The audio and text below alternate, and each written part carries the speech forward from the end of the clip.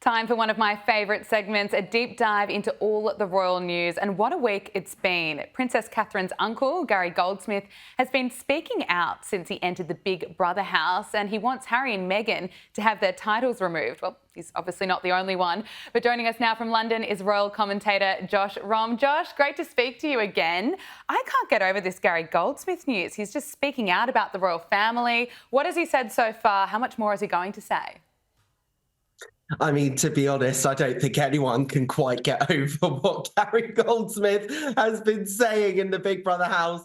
I mean, he previously actually spoke to the Sun newspaper ahead of his appearance, but ahead of going into the Celebrity Big Brother house, where he was, of course, so complimentary about his niece, the Princess of Wales, and we kind of got a hint about his feelings towards Meghan Markle when he said that his niece was 100% not racist, and he called her and Prince William the saviors of the royal family.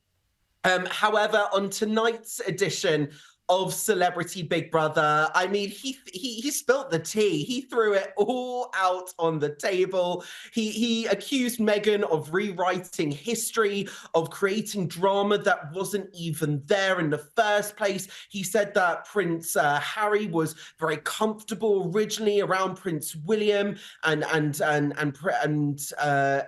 Kate Middleton when she was first in the royal family. And then when Meghan came in, she shifted the dynamics. He said that he feels their title should be taken away.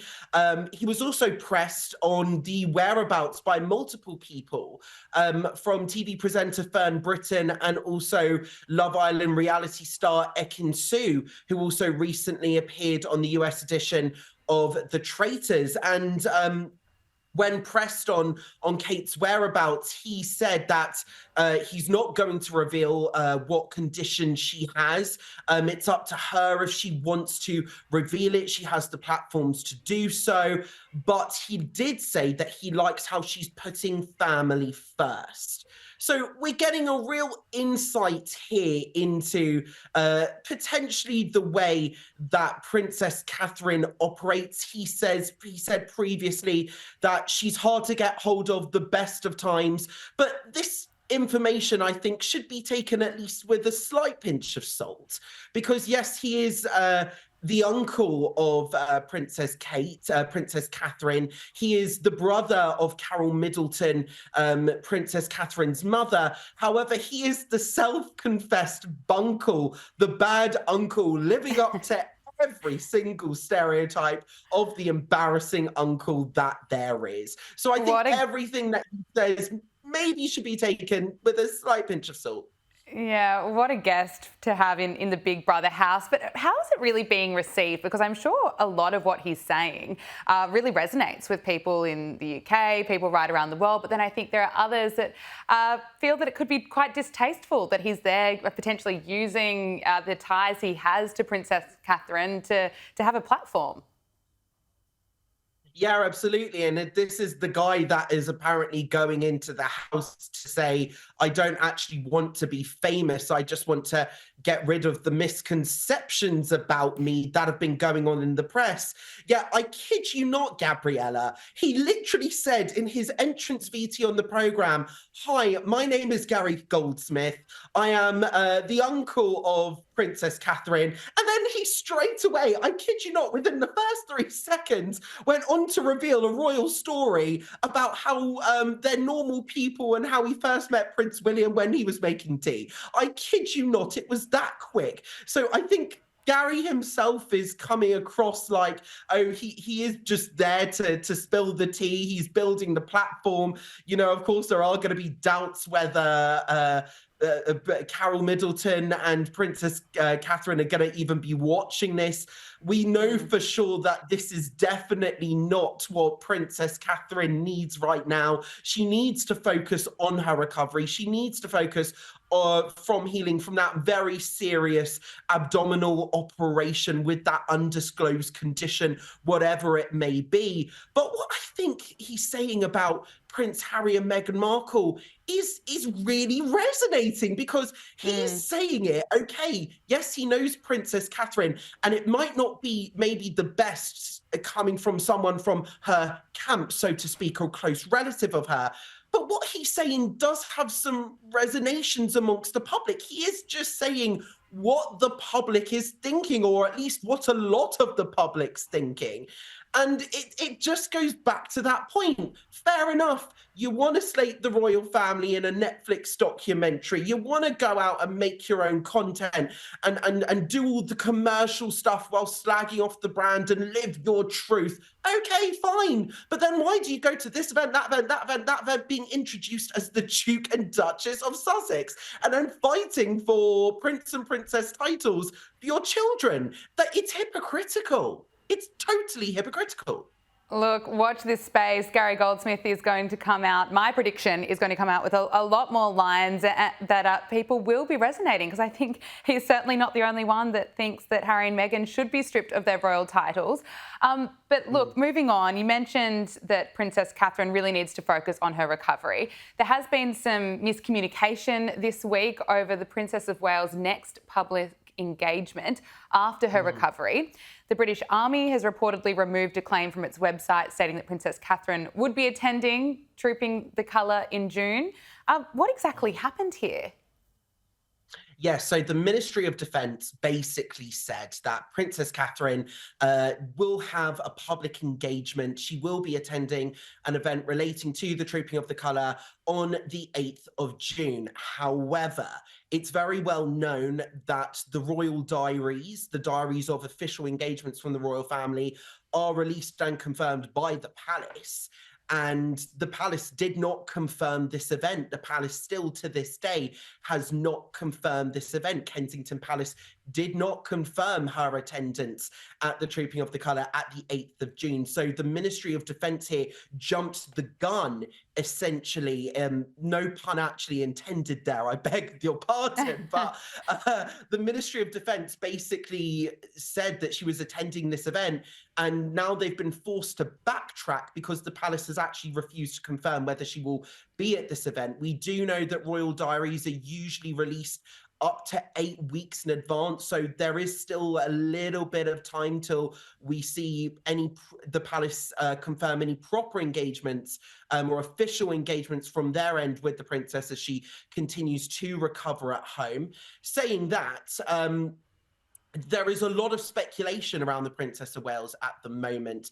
The palace have said that they're only going to be commenting on significant developments as and when they feel fit to. We know that both Prince William and Princess Catherine are incredibly private people. They, for whatever reason, do not want to disclose this medical condition that she has. And quite frankly, it's none of our business. She was snapped just this week. What we do know from those snaps released by TMZ is that she is with her family. She was snapped in the passenger seat of a car being driven by her mother, Carol Middleton. So we know that she's well enough to travel in a car. We know where she is. She's on the Windsor estates, continuing to recover.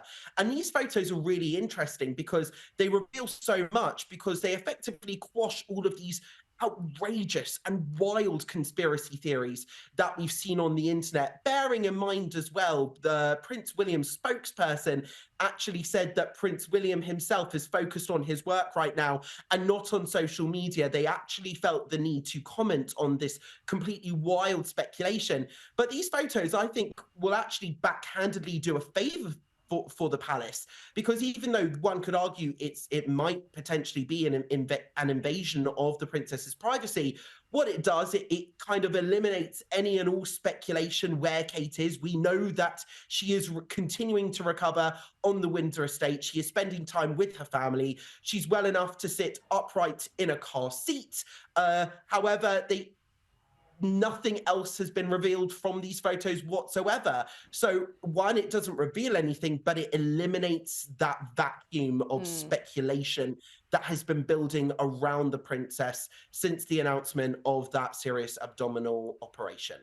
Yeah, and there has been some discussion about whether the palace should have been more transparent. Maybe they should have released a photo so it wouldn't have had to have come from TMZ. But look, we'll move on and talk about Queen Camilla, who's reportedly set to take a break from royal duties. This I find quite astonishing because we've obviously got King Charles having to step back from his royal engagements as well.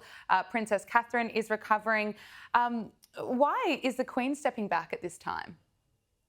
Simply, it's thought that Her Majesty is simply burnt out. We know since His Majesty the King's cancer diagnosis, she has been undertaking more roles, more duties. She's really stepped up to the mark in a big way, leading the pack of the royal family.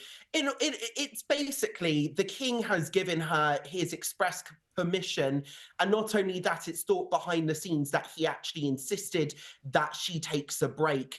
Bearing in mind, it will be an incredibly short break. She is due to be back at the Commonwealth Day service on in Westminster Abbey on March the 11th, I believe it is. So this isn't going to be a super long break. She's basically going to take some time out to recuperate, recharge the batteries. It's thought that she somehow found energy that she didn't know she had. And when you think about it as well, Camilla is 76. Her Majesty is 76. His Majesty is 75. They are quite they are getting on a little bit. So it's only natural that they're going to feel tired. But also, what I think it's important to say is when it comes to His Majesty the King, yes, he stepped back from front-facing royal duties, from big events, from outings, from openings, from charity visits. He's still undergoing work of state. We've seen pictures of him at home, greeting. Just today, we saw him greet the ambassadors of Mauritania and also Algeria. We also know that he had an audience with the Canadian Prime Minister Justin Trudeau via video link as well. So he is appearing in public. We know that he's met with Rishi Sunak in person. He met with the Chancellor of the Exchequer, Jeremy Hunt, before the spring budget as well. So he has been seen, so to speak, and he is still undergoing the essential work that the country needs and arguably the Commonwealth needs as well, particularly, especially with Canada. Where we know he's head of state of Canada as well. I'm assuming he is also having audiences with the Australian Prime Minister as well. We'll come on to that planned state visit in a minute. But he is still being seen, at least in public, so to speak. We're seeing him. He looks well. We know his treatment. He's going into hospital for outpatient treatment. He's not undertaking any overnight visits there. So it's basically Queen Camilla has potentially submitted a request for annual leave, so to speak, which has been happily accepted by His Majesty the King. And we know that she will be back very, very soon for the Commonwealth Day service on March the 11th. We know that His Majesty will not be attending that service as well, but it's thought that he has recorded a special video message for that occasion. Well, well-deserved annual leave for the Queen, I must say. Let's talk about those reports about King Charles potentially still coming to Australia despite his cancer diagnosis. What's your information? Is it likely that it will go ahead? Well, it seems at the moment that all systems are going. I mean, I think what this shows, it shows that there is very much optimism within the palace at the way his treatment's going, at the way in which things are moving. So it was always planned that he would embark on a tour of the Commonwealth Pacific nations in October and early November to mark his new reign alongside Queen Camilla. But the Prime Minister of Australia, Anthony Albanese, has appeared to confirm that this royal tour is very much on the cards. He says that he's engaging with states and territories in planning this royal tour. tour for options of a potential royal visit.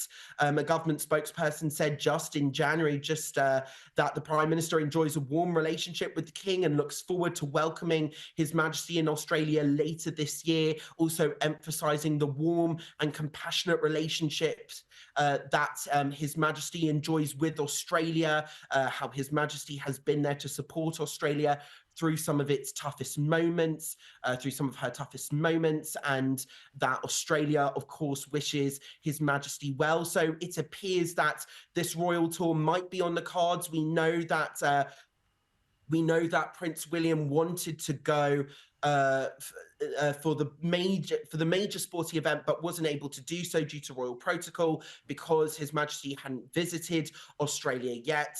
What we do know is that King Charles and Queen Camilla last visited Australia back in 2018 as representatives of Her late Majesty the Queen at the Commonwealth Games. We know that Her Majesty the Queen made 16 state visits to Australia throughout her reign, her last being in 2011. I mean, that's the thing. It is a real sign of optimism from the palace, especially. I think it counters the reports of all the the early succession planning that we've been hearing. So this is, I think, a real sign of optimism from the palace that His Majesty the King is doing well. As I said before, he has been seen in photographs and videos at the palace, conducting audiences, conducting the business of the state. It's all systems go, and it's looking. This is a good sign. Yeah. Josh, you're a royal expert for a reason. Look at all your knowledge of the trips to Australia. Look, finally, I have to ask, Prince Harry is reportedly the victim of revenge porn threats after a Las Vegas adult worker told a newspaper she had compromising nude photos of the Duke of Sussex taken in 2012. If this is true, I do feel really sorry for Prince Harry. What's your read on this situation? Are we going to see the photos? I don't think we will see the photos because a spokesperson from OnlyFans has said that in order for this adult industry worker, her name is Carrie Royale, she's 52 years old, but OnlyFans have said that in order for her to release these new photos, apparently according to this woman who spoke to The Sun this week, she has new graphic photos of Prince Harry in the nude, in the buff, as she told the newspaper. But OnlyFans have said that she needs Prince Harry's permission in order to upload the photo. So if she was to try, I think OnlyFans would absolutely crack down on this. Listen, in this instance, I feel very sorry for Prince Harry. He was only 27 at the time. It was widely thought that he was intoxicated at the time of this incident. This was a private incident. He was enjoying a holiday with pals in Las Vegas when he invited friends and strippers up to this hotel room at the Wynn Hotel in Las Vegas, on the Las Vegas Strip. Back in 2012, when he played this game of strip billiards. So this is unfortunate. However, I think what this does do, it reminds the public this story of the fun-loving Harry. It shows that Prince Harry was once a fun-loving, enjoyable, lovable rogue prince that we all loved and can relate to, rather than this woke, preachy, unconscious bias rubbish that we've been hearing from him. Yeah, I agree with you. In this instance, I should say, I do feel sorry for him that this has all been brought up again. But you're right, it's brought back this sense of nostalgia. Everyone kind of misses the wild, naughty boy prince that he was once. Gary Goldsmith's comments only emphasise that fact as well. They only emphasise the fact that, yes, Prince Harry back in the day was fun-loving. There was no drama. And actually, he accuses Meghan Markle of coming in and changing Prince Harry's outlook and effectively saying that he wasn't unhappy before she came in. And then she kind of brought all of this out of him unfairly so. And he calls kind of what she did towards Princess Catherine with the allegations of racism, saying there were concerns about her baby Archie's skin color. He says that they were very unfair, throwing Kate under the bus. So I do, like you said, I feel very sorry for Prince Harry. in this incident, in this instance, rather, that he may be subjected to this, that there are photos there. This is a worry that might be dangling over him, a shadow of his former life. He is a very different person now. He has matured. He's done amazing things with the Invictus Games that he can be so proud of. But Yeah. this is just another reminder of how much he has changed. That's right. Josh Rom, so great to speak with you. Thank you so much for coming on Power Hour. We appreciate it. Thanks so much for having me, Gabriella, as always.